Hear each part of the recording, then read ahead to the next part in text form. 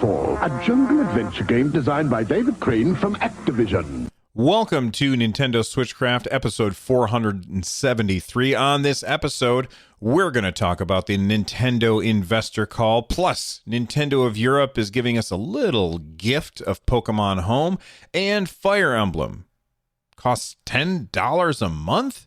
Those stories on this episode of Nintendo Switchcraft. Hey Bill, this is Anna, aka Sorrel Clay. Just wanted to say, keep up the great work, and Nintendo Switchcraft is an amazing podcast. Henshin a go-go, baby.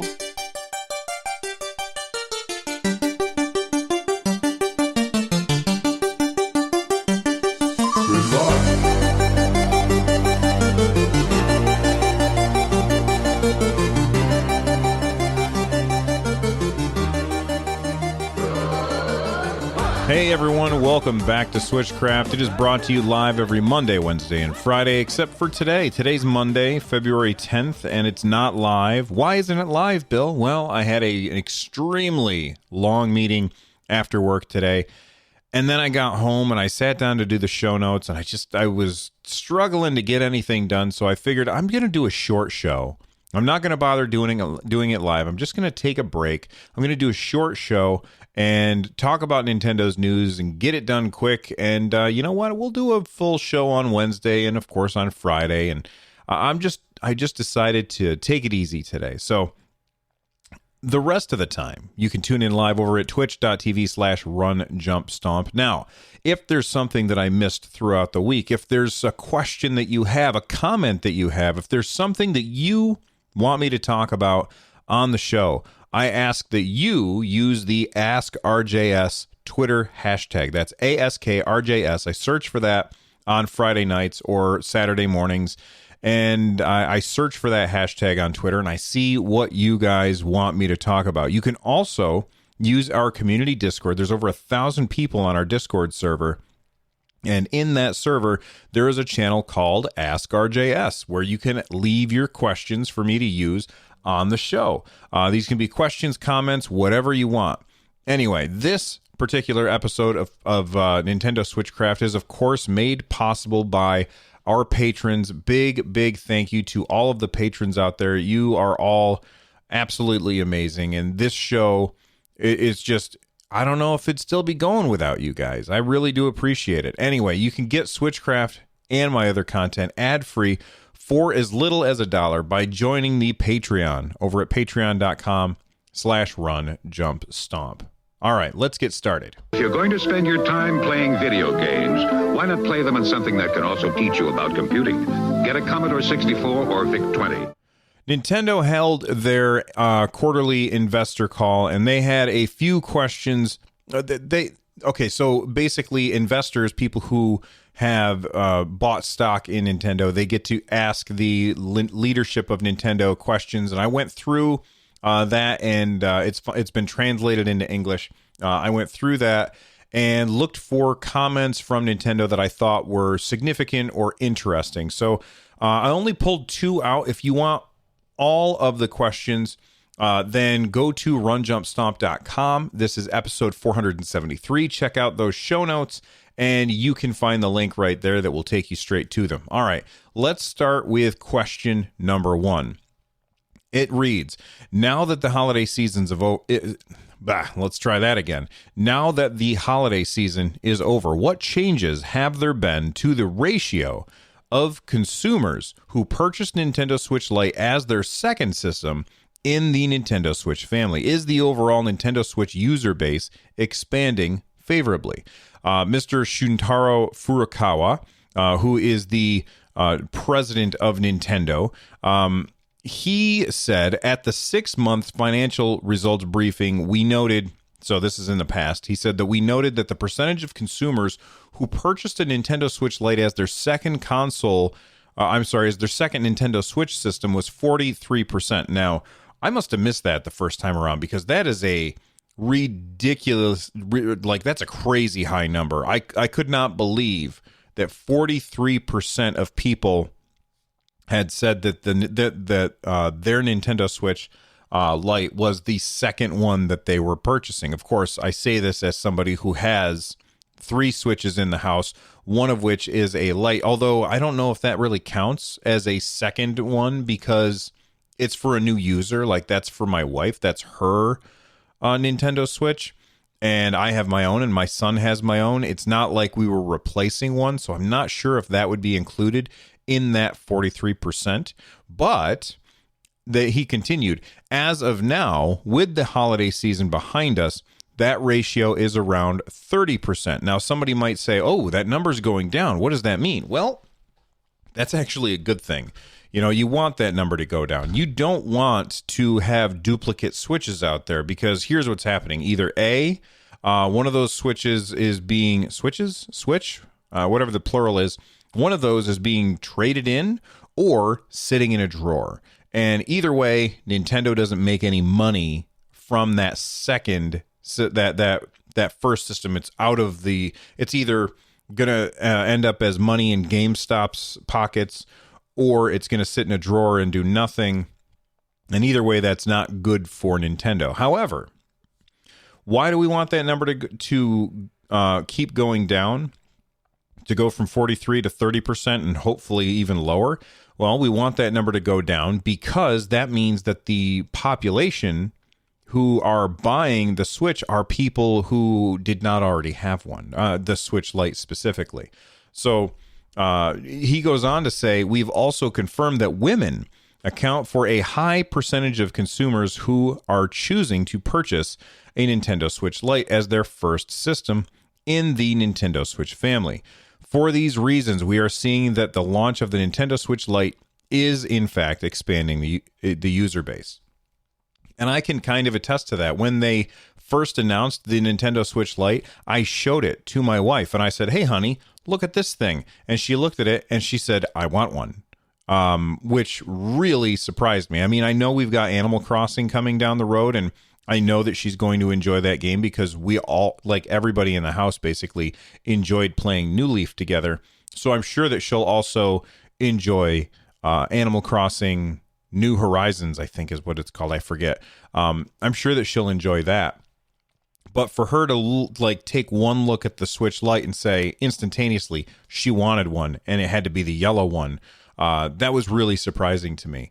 And I'm curious if there's anybody out there that's listening to this.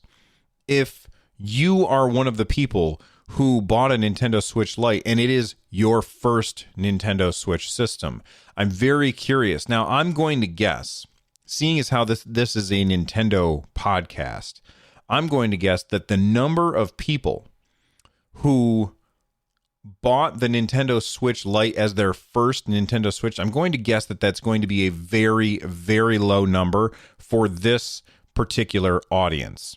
So I'm going to set out a tweet. In fact, I'm going to pause my recording and send out a tweet right now that says, if you purchased the Nintendo Switch Lite, was it your first Nintendo Switch? And reply with your reasons. So if you don't already follow me on Twitter, I'm at RunJumpStomp on Twitter. You can reply to that, make your voice heard, and let me know. And I will talk about your responses on the show on Saturday. All right, that tweet is now sent out. Let's take a look at the next question, or the last question that I thought had some really good information here. And that was question number 8. It said, I would like to hear about what the positioning of the next fiscal year ending March 31st, 2021, so a full year away, or more than a full year away.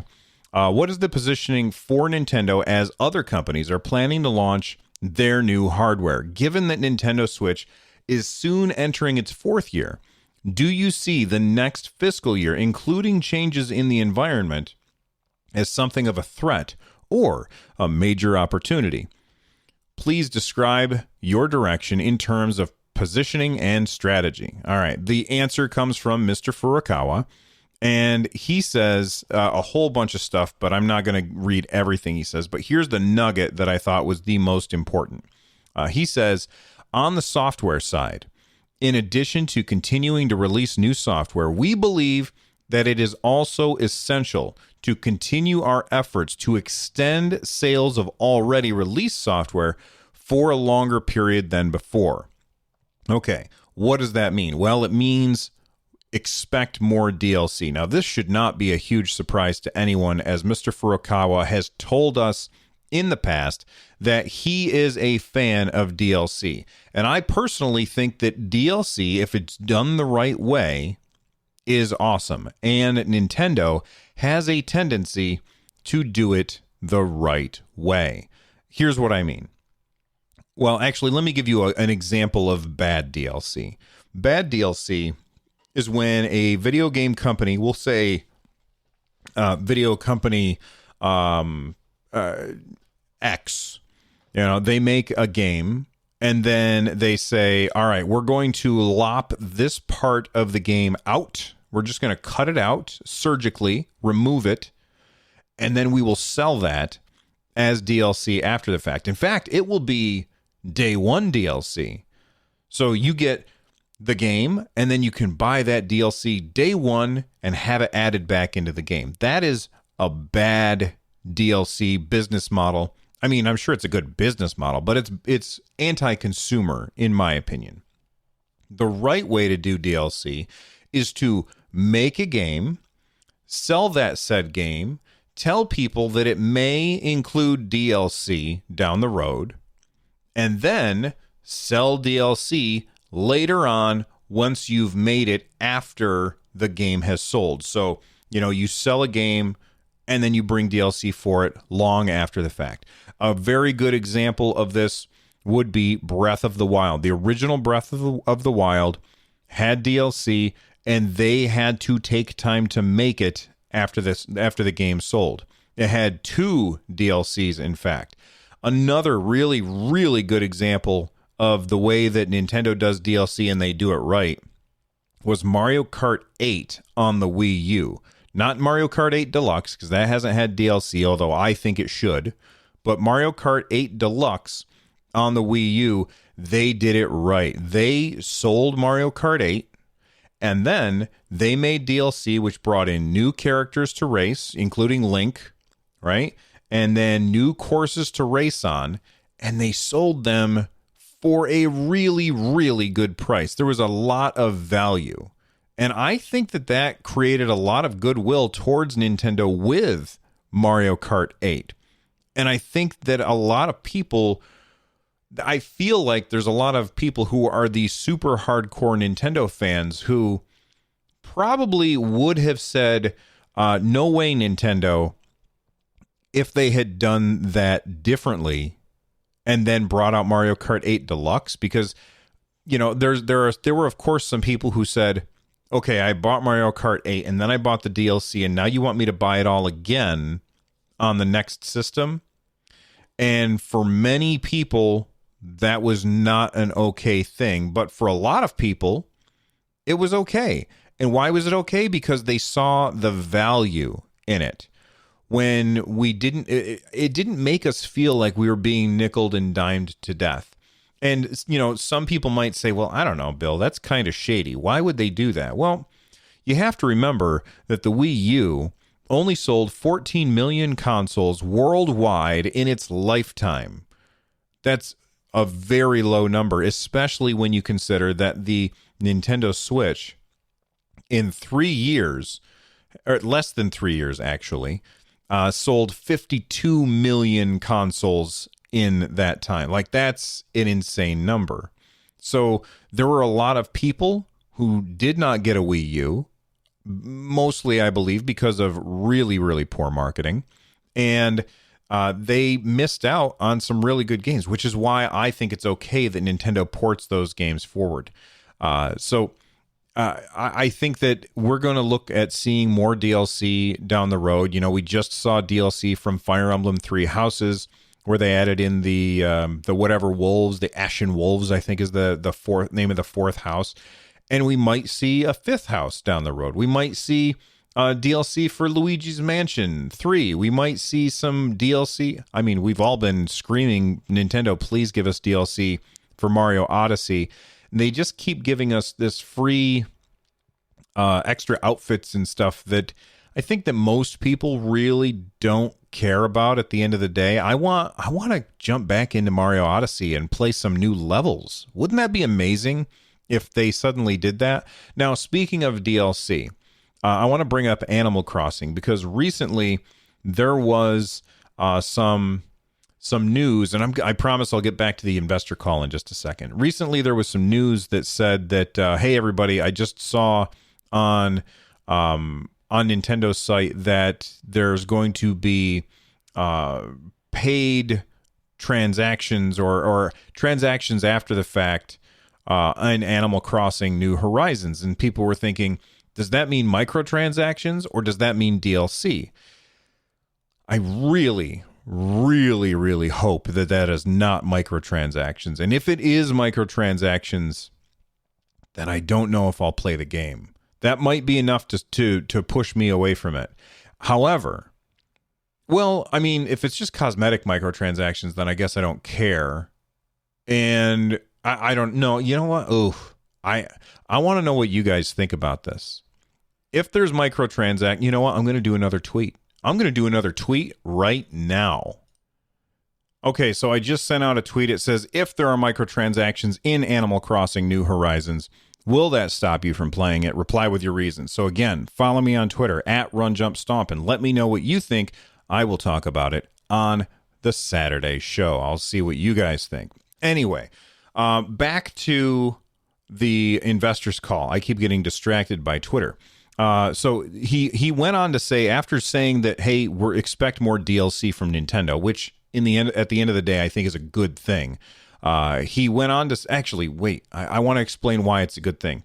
It's a good thing for Nintendo because that means that they make more money. If they make more money, then they're going to be able to take more risks and make more games. Now, why do they make more money when they do DLC? It might not be obvious to everyone, but if a game has DLC available and you buy that game and then you've spent money on DLC, then you are much less likely to trade that game in. And if you don't trade that game in, then there's not a used version of that game at your local GameStop. So then somebody can go in and buy that and giving GameStop money instead of giving Nintendo money. Does that make sense? All right, let's move on. Mr. Furukawa went on to say, the Nintendo Switch business will soon enter its fourth year, and we believe it is just entering the middle of its life cycle. We are looking beyond the next fiscal year to continue how to move forward in the next fiscal year and ones to come. So basically, he's saying here, look, the Nintendo Switch is about to be 3 years old in March, which is, I can't believe it's only been 3 years. It feels like an eternity. Mostly because I cover it so closely, but it'll be 3 years old in March, and Nintendo is saying it's just hitting its midlife crisis, right? It's only halfway through its life cycle, so we have a long way to go before we're going to get another device from Nintendo. Now, there's going to be people, and I'm sure that there's going to be a lot of people who read this and they say, okay, so the Switch that I have now is the only Switch that they're going to have moving forward. And so there's not any Switch Pro going forward for the next 3 years at least. There's nothing else coming. There's not going to be a Switch XL or whatever. I don't think it means that. I don't think it means that at all. And here's the reason I don't think it means that. Nintendo regularly refreshes their mobile platforms. When you look at the Game Boy, then they switched to the Game Boy Color, and then you had the Game Boy Advance, right? And then the Game Boy Advance had the Game Boy Advance SP, that one that folded in half.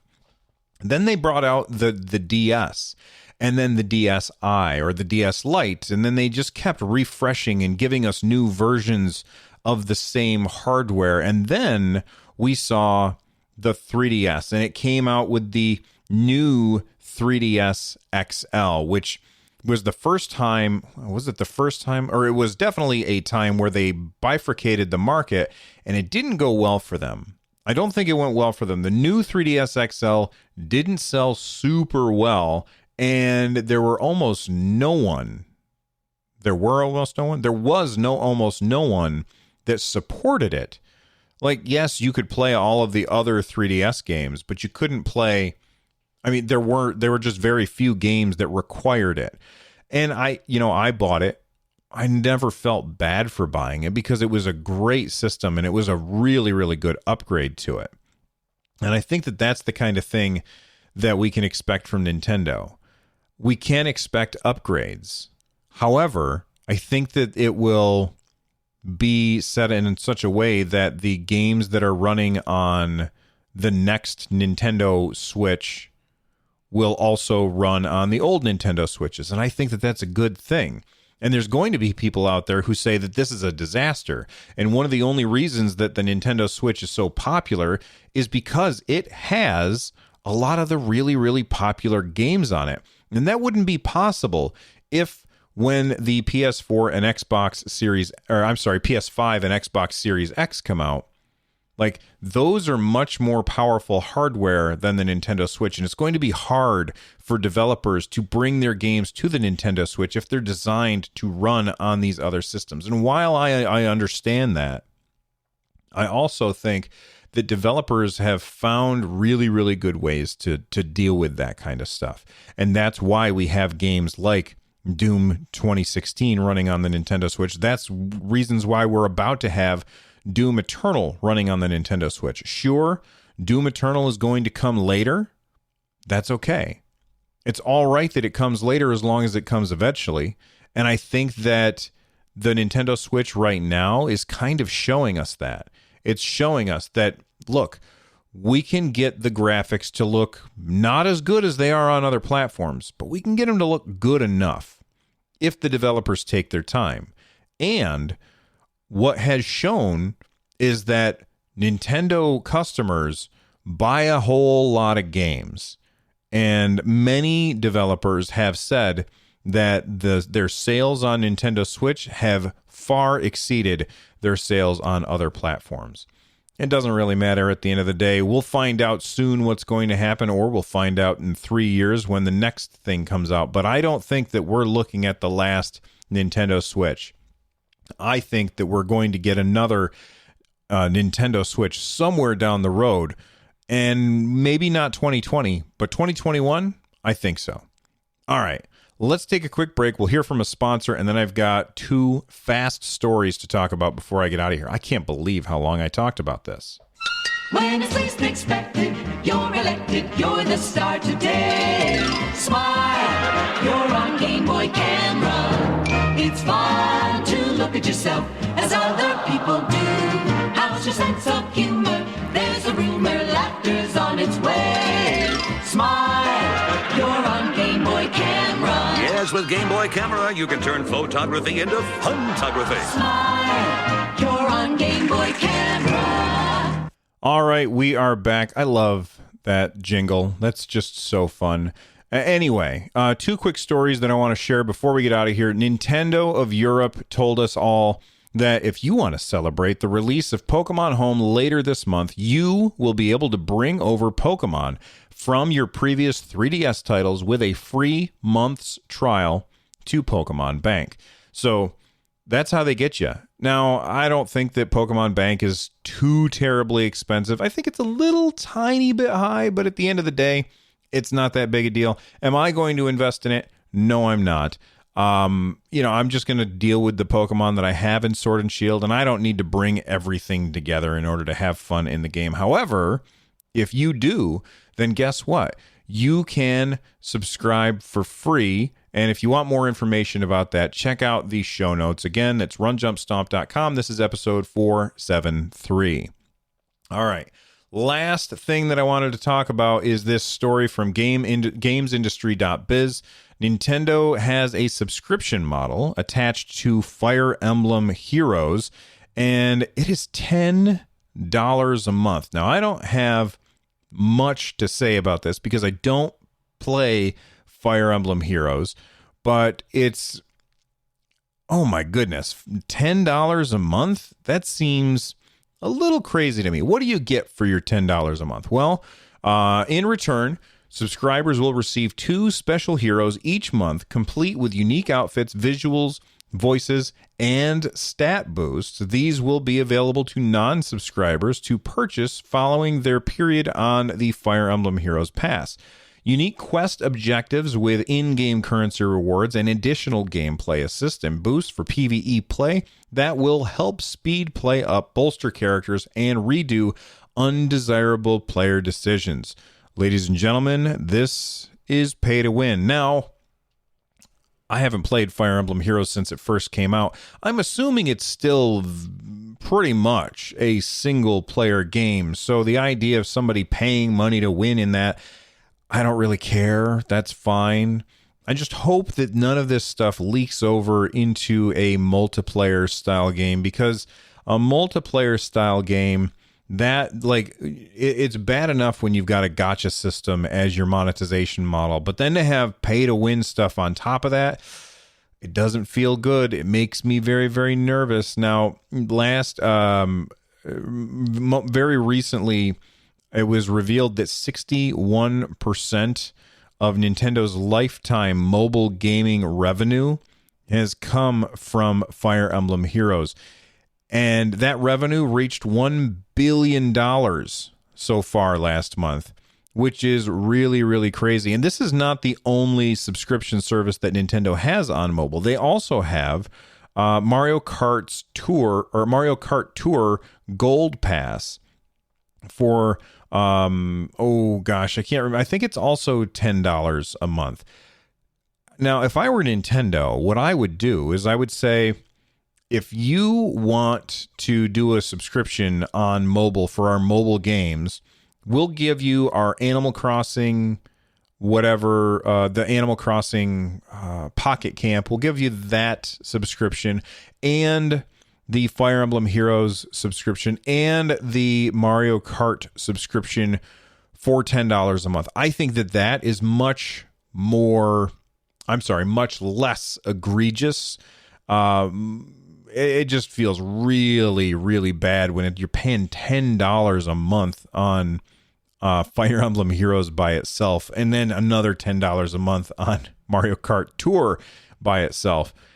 Again, these are not games that appeal to me, so it doesn't affect me, but it's just something to keep in mind. Anyway, let me know what you think of all of that stuff. Again, join the community. Join the Discord over at runjumpstomp.com/Discord. You can watch the show live at twitch.tv/runjumpstomp when I do it live. You can get a hold of me using the @runjumpstomp Twitter handle, or use the hashtag on Twitter, AskRJS. This show is part of the giant-sized Team Up Network. If you are looking for more information about the other shows on the network, make sure that you check out gstu.net. If you want to support the show, there's lots of ways that you can do that. Head on over to runjumpstomp.com/thank you. And I just want to say that 143 Pixels is coming back tomorrow. That's right. Tomorrow, 143 Pixels is coming back. If you don't know what it is, guess what? I'm going to drop tomorrow's episode, episode 1 of season 2. I'm going to drop that right here on this feed. So if you haven't listened to it yet, you can check it out. And if you really, really like it, then guess what? You can subscribe to it for free on whatever device or platform you are listening to this show right now. That is, of course, unless you're watching this on YouTube. Anyway, the music that you're about to hear is Corneria Star Fox Remix by Noteblock. Thank you, everyone, for listening to me rattle on about Nintendo. You're awesome. Bye-bye.